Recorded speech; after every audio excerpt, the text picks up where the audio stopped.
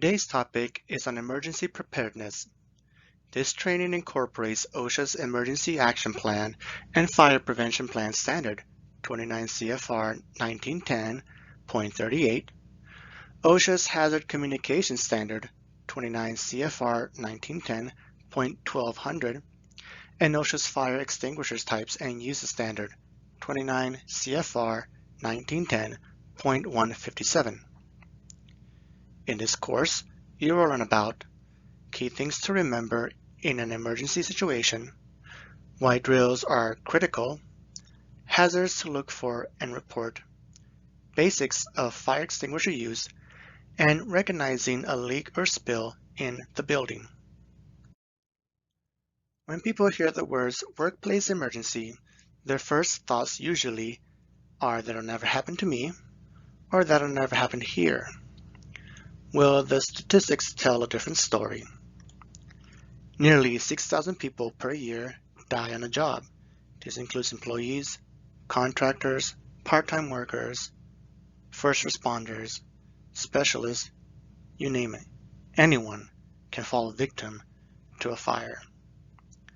About 200 people a year die in workplace fires, and more than 2,000 suffer from burns and smoke inhalation.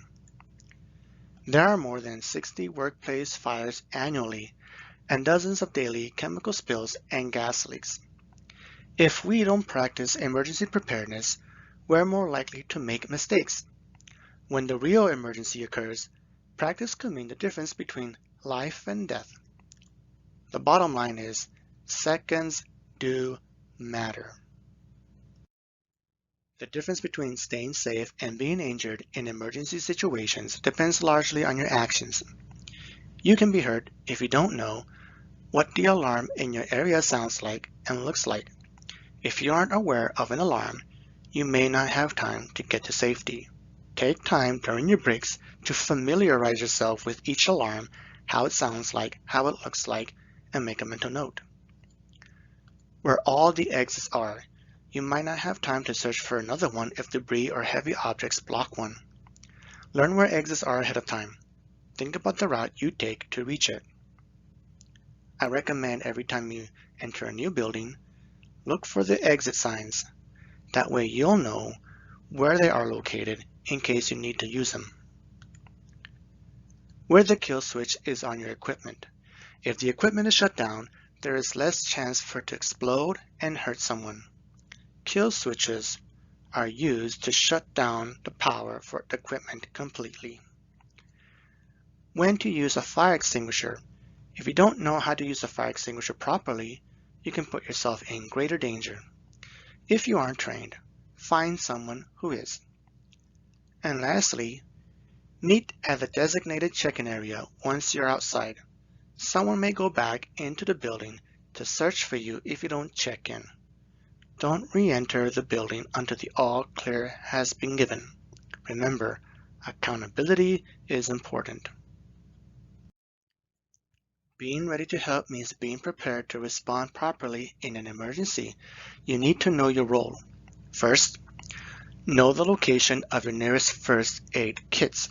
It's very important to know where the location of these first aid kits are. There may come a time where you will have to render first aid to your friend, family member, or a coworker. Rendering first aid drastically reduces the time and improves the victim's chance of survival. You need to know more than one exit out of the building. Remember, if that one exit that you're familiar with is blocked with debris, how are you going to get out? You need to know an alternate escape route. Remember, dial 911 to report an emergency. Some of your coworkers have first aid training or are designated first aid responders. Know the name and location of the first responder closest to your work area. Some of your workers may also know CPR. Be aware of who they are and where they are located. They say practice makes perfect. That's true with emergencies and practice drills. Treat every drill like it's the real thing. Look at that 10 to 15 minute drill as the potential lifesaver that it is. Don't tolerate others who don't take emergency drills seriously. If you notice employees taking their time during an emergency drill or preventing others from exiting the building, speak up about it. Their horsing around could affect you and your coworkers if the real thing occurs. Once again, keep in mind where all the emergency routes and exits are in the building. You can greatly increase your chances of escaping an emergency by learning several routes to safety and where all exits are.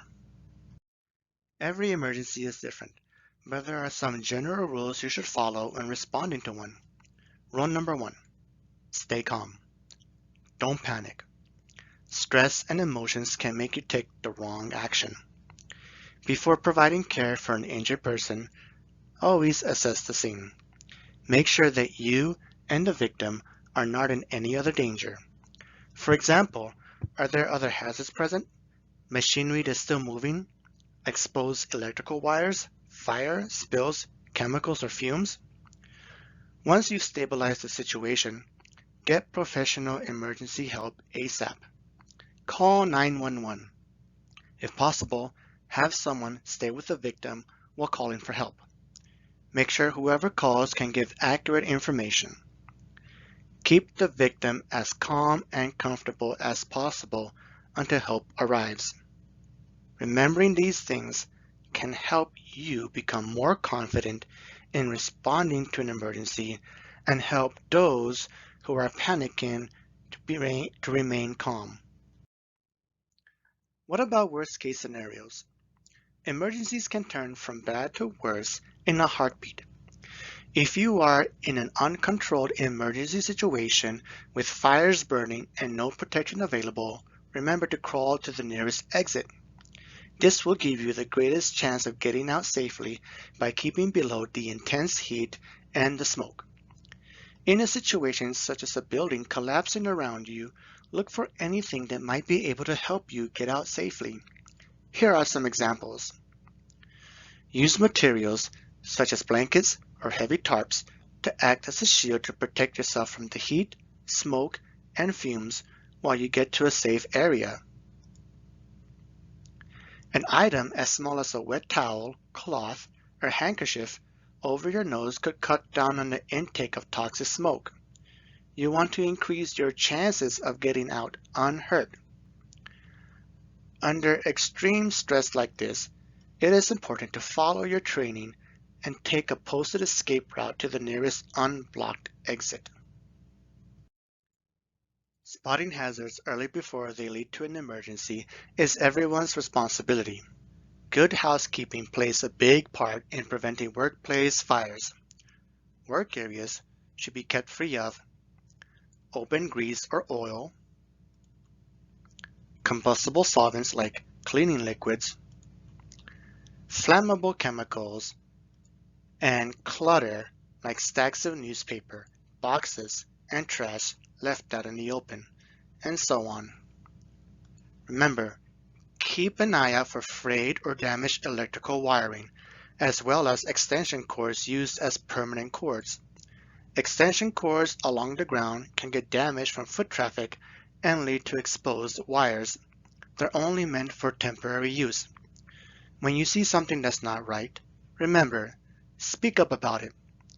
Let your supervisor know or alert the facilities manager. Can you think of other hazards that you can identify in your work area? What can go wrong when people don't speak up about hazards in their workplace? Think about these real-life stories. One company stuffed boxes and other supplies up to the ceiling of a cluttered storage room. When a light fixture overheated, the supplies caught on fire and it spread quickly. 6 people died trying to escape the fire.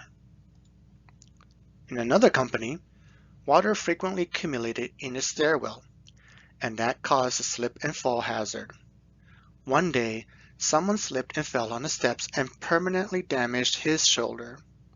The company ended up having to pay $150,000 for his medical bills, and the worker couldn't go back to his original job. At another company, 2 workers were cleaning ceiling tiles and saw a buildup of dust above the tiles. They didn't know the dust were explosive.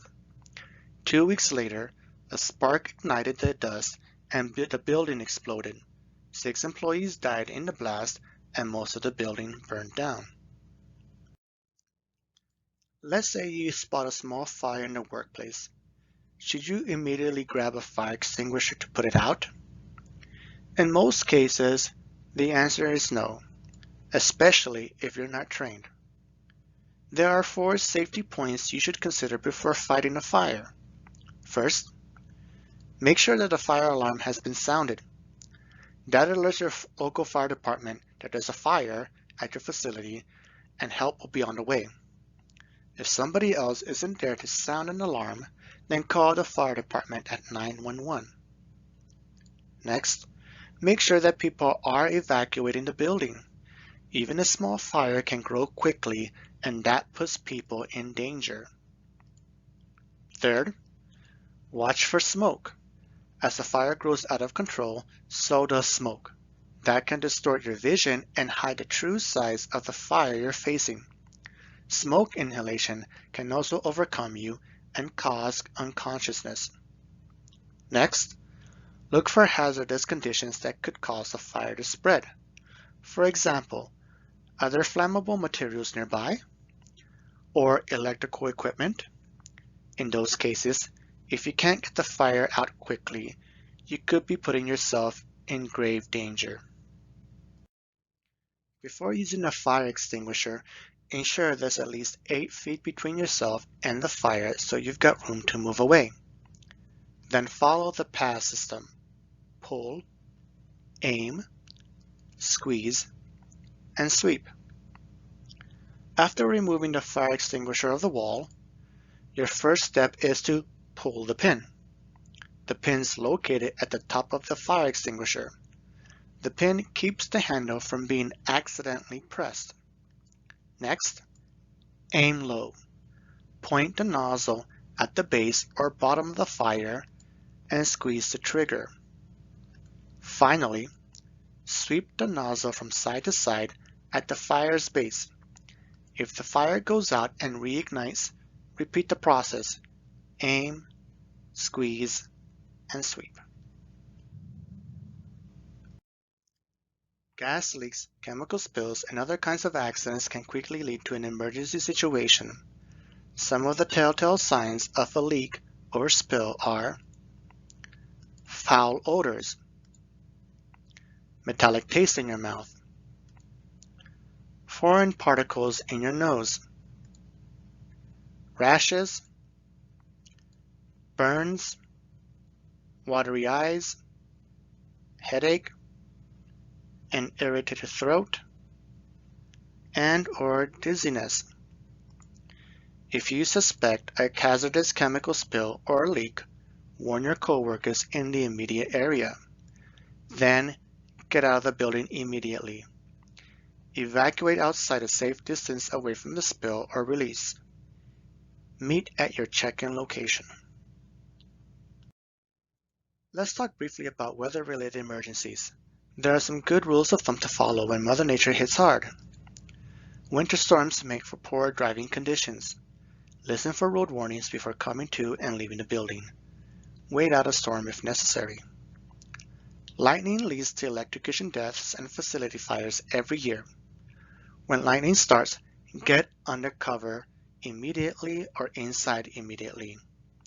Also, stay off the phones.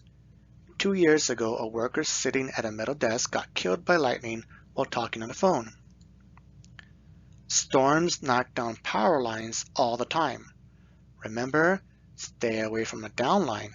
Don't walk or drive by a downline until it has been removed.